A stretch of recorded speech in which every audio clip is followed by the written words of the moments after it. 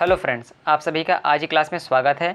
आज हम chapter number 3 network theorem को पढ़ेंगे, जो हमारे अपकमिंग एग्ज़ाम डीआरडीओ, यूपीआरवीएनएल और यूपीपीसीएल के लिए इम्पॉर्टेंट है। ठीक है, तो बिना देर के हुए आज की क्लास को शुरू करते हैं।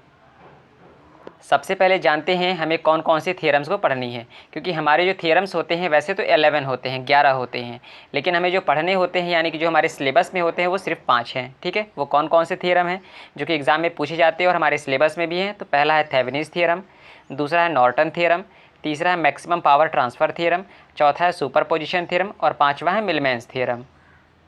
इन थियरम को स्टार्ट करने से पहले हम समझ लेते हैं कि लीनियर और नॉन लीनियर यानी कि रेखीय और अरेखीय एलिमेंट क्या होते हैं। देखिए, यहाँ पर आपको एक इनपुट दे रखा है और आउटपुट दे रखा है। जब आउटपुट इनपुट के वेव फॉर्म की तरह बदलता है, यानी कि जो हमारा आउटपुट का वेव फॉर्म है इनपुट को फॉलो करता है, तो वो क्या होता है, रेखीय एलिमेंट होता है। और जब फॉलो ना करे तो वो होता है अरेखीय एलिमेंट होता है। ठीक है, तो यहाँ पे अगर मैं एग्जांपल देना चाहूँ, रेखीय एलिमेंट प्रतिरोध, प्रेरकत्व, कैपेसिटर होते हैं और अरेखीय element transformer, diode, SCR, MOSFET और बीजेटी होते हैं। थियरम को स्टार्ट करने से पहले हमें ये समझना होगा कि बिना थियरम के भी हमारे न्यूमेरिकल लग सकते हैं या थियरम की ज़रूरत पड़ती ही है। तो सबसे पहले अगर एक नॉर्मल सर्किट है तो उसमें हमें थियरम की ज़रूरत नहीं पड़ेगी, हम उस चीज़ को नॉर्मली केवीएल केसीएल से सॉल्व कर सकते हैं। लेकिन अगर वही सर्किट थोड़ी सी कॉम्प्लेक्स है तो हम इन थियरम्स का प्रयोग करते हैं। तो बिना देर के हुए पहला ही थियरम है थेवेनिन्स थियरम, इसको शुरू करते हैं, समझते हैं इसके बारे में। देखिए, यह एसी तथा डीसी दोनों पर लागू होती है, यह मात्र रेखीय परिपथ पर लागू होती है। ठीक है ना। चलिए अच्छा, आगे इसमें देखते हैं। मान लीजिए आपके पास एक नेटवर्क है और इसमें एक लोड लगा हुआ है और ये नेटवर्क कैसा है, कॉम्प्लेक्स नेटवर्क है।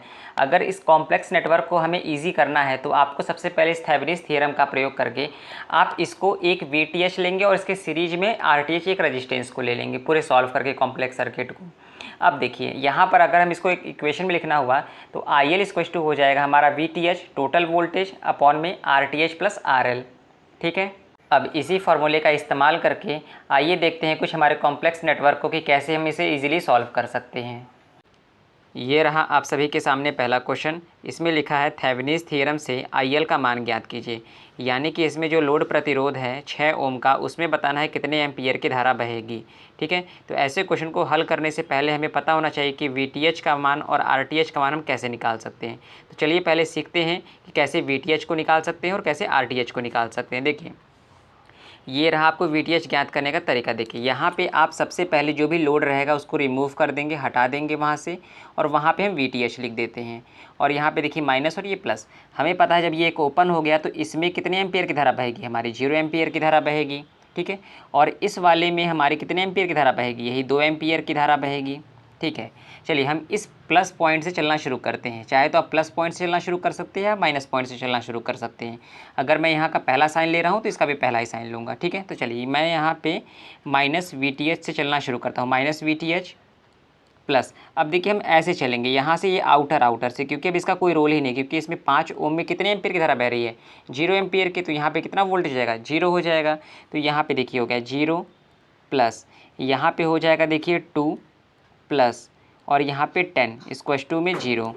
तो यहाँ से आ जाएगा वीटीएच की वैल्यू आ जाएगी माइनस वीटीएच प्लस 12 बराबर में 0। तो आप सीधे सीधे कह सकते हो वीटीएच की वैल्यू कितनी हो गई, यहाँ पर 12 वोल्ट हो गई। ठीक है, आइए अब सीखते हैं आरटीएच को कैसे निकाला जाता है। आरटीएच को निकालने के लिए सबसे पहले हमें ये जानना होगा कि जब कभी भी हमारे इस परिपथ में या सर्किट में करंट सोर्स होगा तो हम इसको ओपन कर देंगे, अगर कोई वोल्टेज सोर्स है तो इसको क्या कर देंगे, शॉर्ट कर देंगे। देखिए यहाँ पे हमारा 2 एम्पियर का हमारा क्या था, करंट था, तो हमने इसको ओपन कर दिया, और यहाँ पे 10 वोल्ट का हमारा क्या था, वोल्टेज सोर्स था, तो इसको हमने शॉर्ट कर दिया। देखिए अब हमें अगर आरटीएच को निकालना है तो आरटीएच कैसे निकाल सकते हैं। देखिए यहाँ पे तो ओपन हो गया तो इसमें तो कोई धारा बहेगी नहीं, यानी कि ये दोनों किस में आ जाएंगे, हमारे सीरीज में। तो यहाँ से आरटीएच की वैल्यू हो जाएगी 5 + 1 6 ओम। ठीक है, ये हो गया हमारा आरटीएच। अब जैसे ही हमारा वीटीएच निकल गया, आरटीएच निकल गया, हम अब इसमें धारा बता सकते हैं आईएल में। कैसे कैसे होता है ये, वीटीएच बटे में आरटीएच प्लस आरएल। तो वीटीएच की वैल्यू थी 12 और आरटीएच की वैल्यू 6 और आरएल की वैल्यू थी हमारी 6, यानी 6 6 12 हो जाएगा। इसके बाद इसको काट के हम कर देंगे कि 1 एम्पियर की धारा बहेगी आईएल यानी कि लोड पे, यानी कि 6 ओम के प्रतिरोध में 1 एम्पियर की धारा बहेगी। मैं उम्मीद करता हूँ आपको चीज़ें सीखने को मिली होंगी, और ऐसे क्वेश्चंस के लिए आप अपनी बुक को भी फॉलो कर सकते हैं।